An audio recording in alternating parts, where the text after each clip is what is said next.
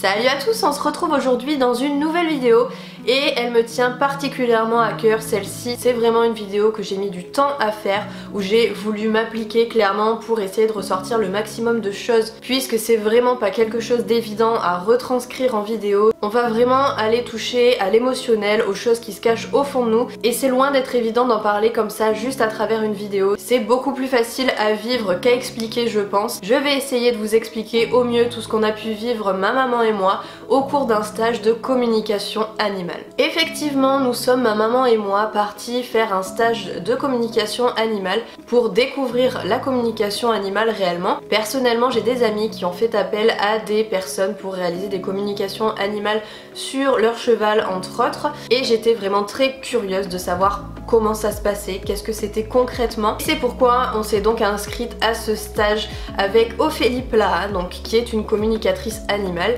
qui communique avec les animaux et qui nous a appris comment faire, qui a vraiment tout fait pour nous transmettre durant ce week-end ce qu'elle savait, ce qu'elle connaissait, ce qu'elle a appris, enfin voilà, les bases en tout cas d'une communication animale.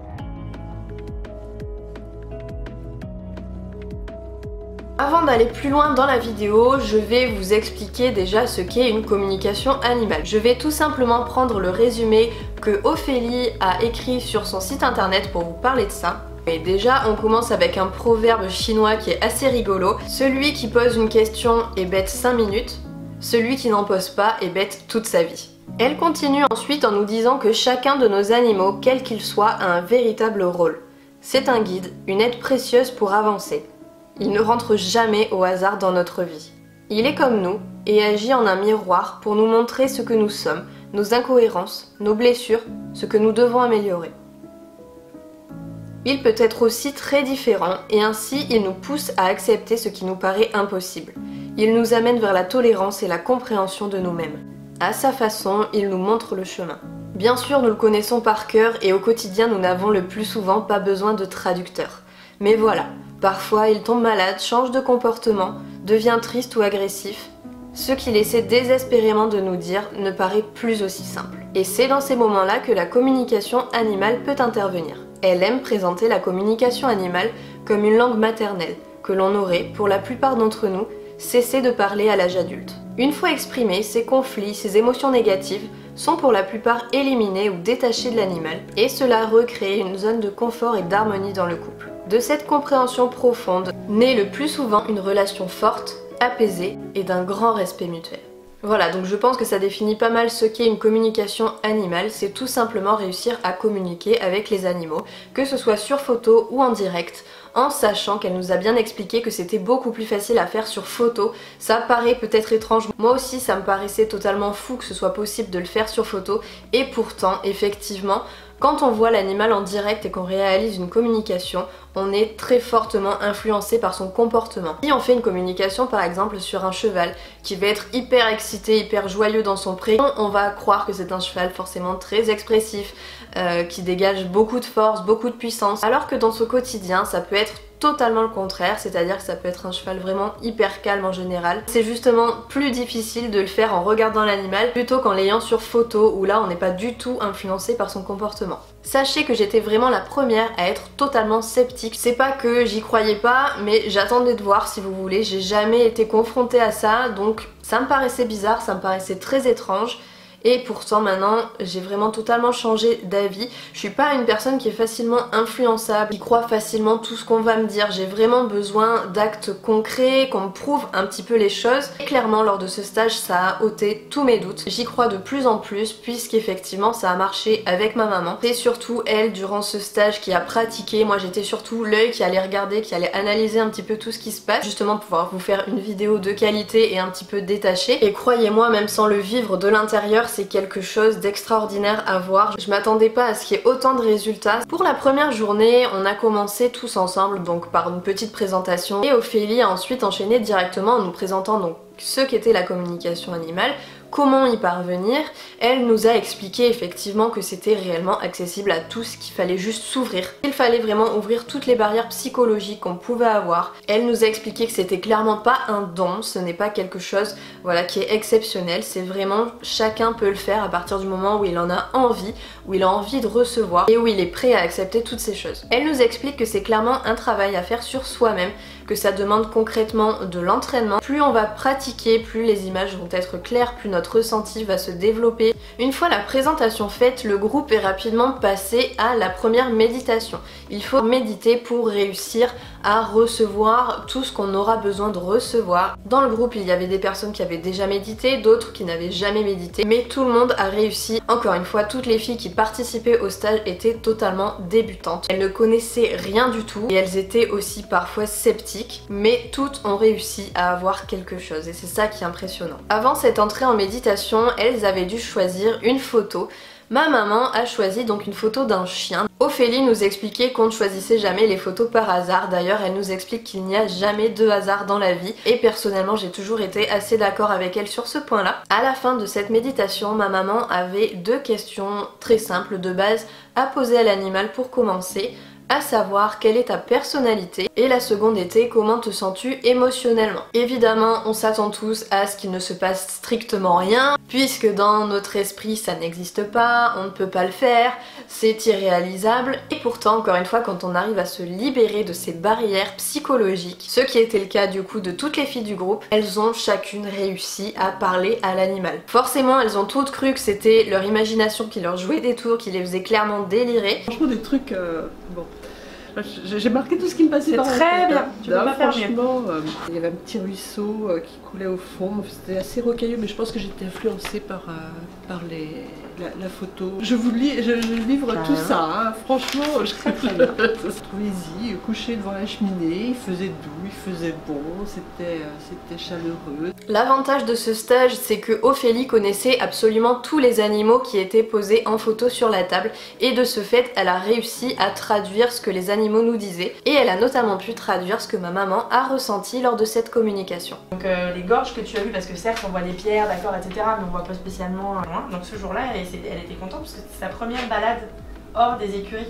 Et en fait, elle a les 2 côtés que tu as décrits, c'est-à-dire très cosy, doudou, douillet, la chaleur, le côté posé, elle est tout le temps avec son humaine collée contre elle. Ma maman était certainement celle pour qui ça a été le plus facile parce qu'elle recevait des images qui étaient claires, en fait un petit peu comme dans un rêve. Dans sa tête, elle a clairement un film qui s'est déroulé. Donc vous imaginez bien que toutes les filles qui ont vécu ça durant cette matinée étaient juste bluffées, étaient juste très fières d'elles aussi puisqu'elles ont toutes, encore une fois, réussi à avoir quelque chose. Les filles avaient donc peur que leur imagination les amène très loin, trop loin, et Ophélie les a un petit peu rassurées à ce niveau-là puisqu'effectivement elles commencent, ce sont toutes des débutantes et il est possible que leur imagination leur joue des tours, c'est tout à fait possible. Elles peuvent ressentir des messages que l'animal leur envoie, mais ça a été le cas aussi parfois pour ma maman notamment, où elle a ressenti des choses qui faisaient partie de son émotion à elle personnelle et ça elle n'arrive pas à faire la différence encore entre ce que l'animal lui envoie et ce qui est de son ressenti propre à elle. Plus on fera de communication animale, plus on réussira visiblement à améliorer ce que l'on ressent et à faire la différence entre notre ressenti et les messages envoyés par l'animal. Au fur et à mesure que le stage avançait, elles ont réussi à aller de plus en plus loin, à poser de plus en plus de questions, à avoir des messages un petit peu plus précis à chaque fois. Et le dernier jour, elles ont même réussi à faire des communications entre elles, c'est-à-dire entre leurs animaux personnels.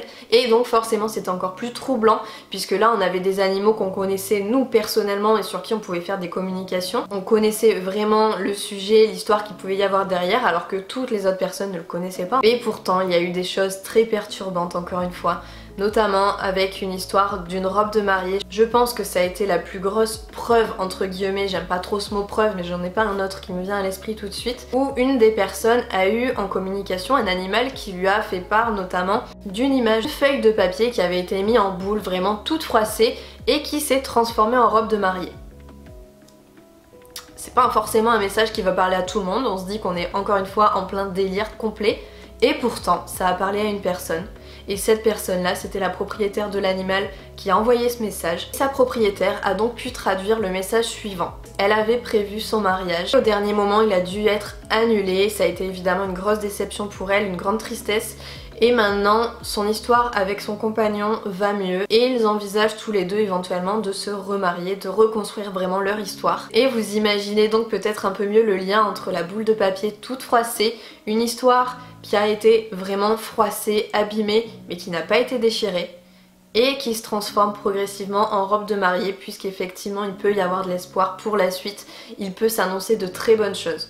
Donc voilà, c'est des choses qui sont quand même assez troublantes, qui ne nous laissent jamais indifférents et ça mène vraiment à réfléchir. Cette vidéo là n'était absolument pas pour vous convaincre de quoi que ce soit, vous avez le droit d'y croire, vous avez le droit de ne pas y croire également. Personnellement j'étais dubitative, j'ai vraiment pris la situation avec du recul pour être détachée et me dire essaye de tout analyser vraiment, essaye de voir s'il y a de la manipulation, s'il y a quelque chose qui pourrait dire oui mais non au final on peut traduire ça totalement différemment.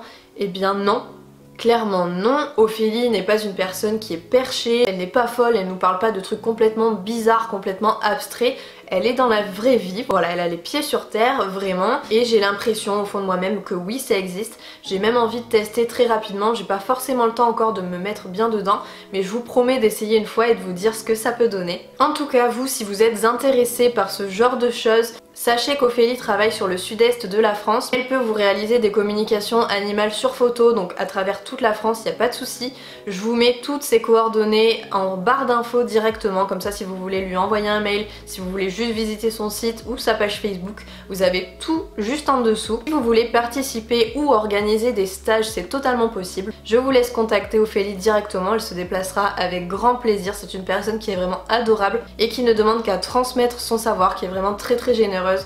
On a passé vraiment toutes de très bons moments, toutes ensemble. Merci vraiment Ophélie encore une fois pour ce beau moment. Toutes les filles, c'était vraiment quelque chose de formidable. Merci de nous avoir fait vivre tout ça, c'était vraiment très enrichissant. Encore une fois, cette vidéo n'a vraiment pas été facile pour moi. J'espère avoir réussi à vous retranscrire tout ça au mieux. Si vous avez des questions à ce sujet-là, n'hésitez surtout pas à me les mettre en commentaire juste sous cette vidéo. Je me ferai un plaisir de faire une seconde vidéo à ce sujet-là parce que je trouve qu'elle a été beaucoup trop courte. Je veux pas vous saturer d'informations, mais j'ai envie de vous en raconter encore plus. Donc si vous avez des questions, n'hésitez pas, postez-les et j'y répondrai certainement dans une future vidéo. J'espère du fond du cœur que cette vidéo vous aura plu.